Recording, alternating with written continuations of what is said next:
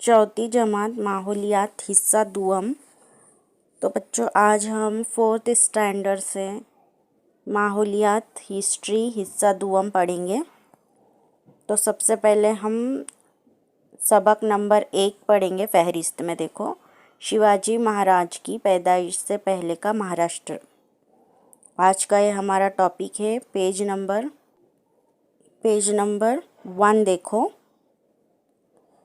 शिवाजी महाराज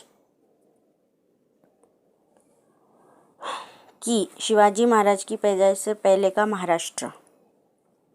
शिवाजी महाराज बड़े मशहूर शख्स थे। हर साल लोग इनकी सालगिरह बहुत इज्जत और धूमधाम से मनाते हैं। बच्चे तो इस रोज़ बहुत खुश नज़र आते हैं और शिवाजी महाराज के बारे में प्यारे प्यारे गीत और नज़में गाते हैं। इनकी तस्वीर को हार पहनाते हैं।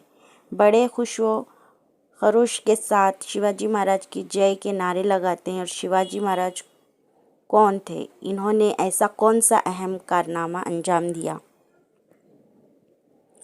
तो आज हम देखेंगे बच्चों के जो ये शिवाजी महाराज है बहुत मशहूर है ये महाराष्ट्र में। तो इन्होंने ऐसा क्या काम किया जो ये इतने मशहूर हैं, हम इसके बारे में पढ़ेंगे।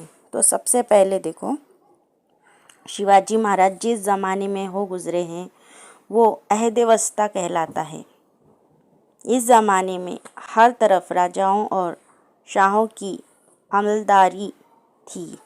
बहुत से राजा अवाम की भलाई का ख्याल रखने के बजाय ऐशो इशरत में पड़े हुए होते थे। लेकिन उसी ज़माने में बाज़ ऐसे राजा और बादशाह भी थे जिन्होंने अपने दौरे हुकूमत में अवाम की भलाई के काम किए। शुमाल में मुग़ल बादशाह अकबर और जुनूब में विजयनगर के राजा कृष्ण देवराय अपनी रियाया पर परवर हुक्मरानी की वजह से तारीख़ में मशहूर हैं। इनके साथ ही शिवाजी महाराज का नाम भी फ़ख्र से लिया जाता है। तो बच्चों, जो बहुत साल पहले जो ज़माना था उस ज़माने में राजाओं का क्या था? राज था। तो बहुत से राजाओं में शिवाजी महाराज का भी एक ज़माना था जिसका नाम क्या है? अहद वस्ता है। तो इस ज़माने में बहुत से राजा लोग क्या करते थे? ऐशो इशरत करते थे, मतलब अपने ही अयाशी में रहते थे। लेकिन वो अवाम पे जो लोग रहते उन पे ध्यान नहीं देते थे। जैसे कि आज की गवर्नमेंट जैसे है वैसे पहले आज के गवर्नमेंट में कौन है? हमारा पीएम इंडिया का, वो है नरेंद्र मोदी। वैसे ही पहले के राजा हुआ करते थे, पीएम नहीं हुआ करते थे, गवर्नमेंट नहीं थी पहले। तो फिर ये शिवाजी महाराज क्या थे? राजा थे ना। तो उन्होंने बहुत सारे काम क्या किए? अवाम के लिए किए, भलाई के काम। ठीक है, तो इसलिए महाराष्ट्र में शिवाजी महाराज का नाम बड़े फ़ख्र से लिया जाता है। शिवाजी महाराज ने महाराष्ट्र में स्वराज की बुनियाद रखी। स्वराज के मानी है अपनी हुकूमत। महाराष्ट्र में शिवाजी महाराज से पहले तकरीबन 400 साल तक स्वराज नहीं था।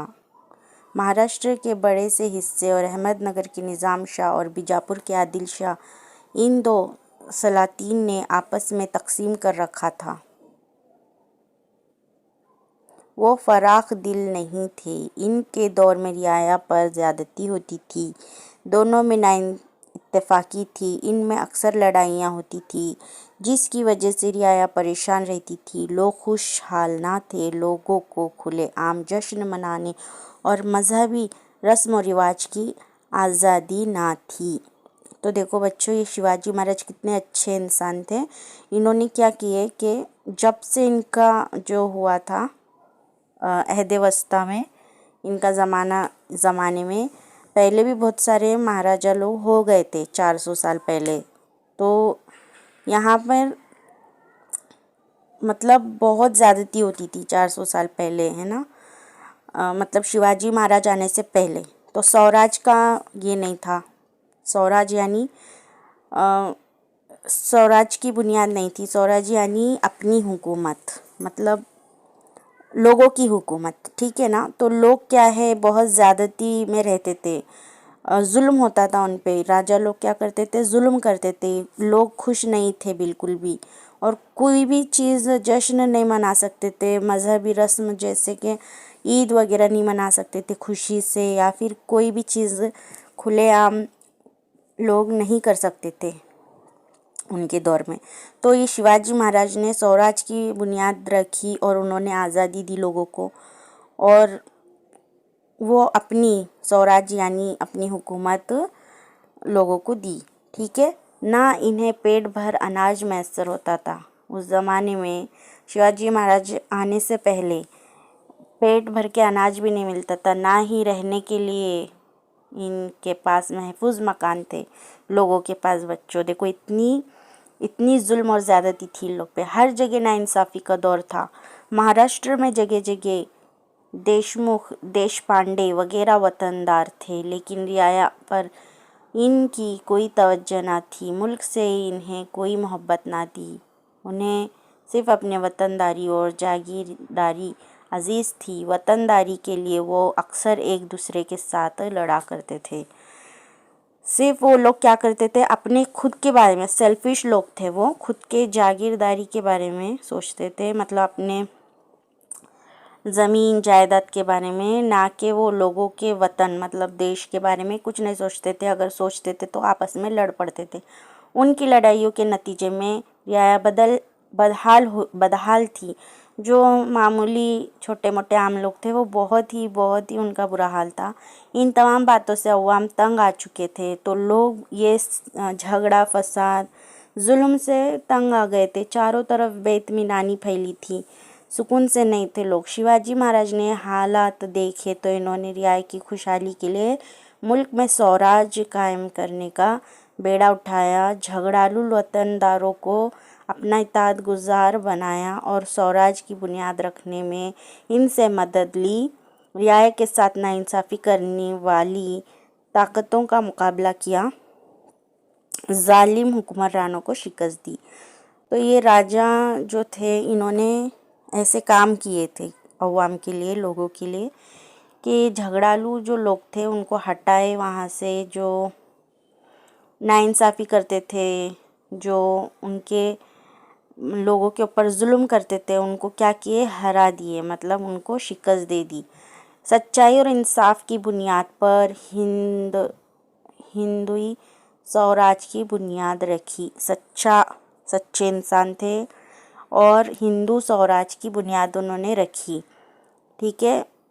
ये स्वराज हर मज़हब और फ़िरके के लोगों के लिए था, और ये जो था स्वराज, अपनी हुकूमत जो थी वो सब मज़हब के लिए था। ठीक है। सबको आज़ादी मिली थी जुल्म से और झगड़े फसाद से। ठीक है।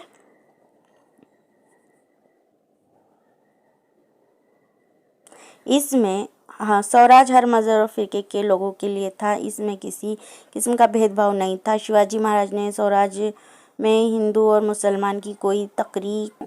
और नंबर 4, गैर मुताल्लुक़ लफ्ज़ पहचानिए। लिफ्ट स्वराज, ग़ुलामी, आज़ादी, अवाम, रियाया, राजा। तो इसमें गैर मुताल्लुक़ लफ्ज़ कौन सा है बच्चों?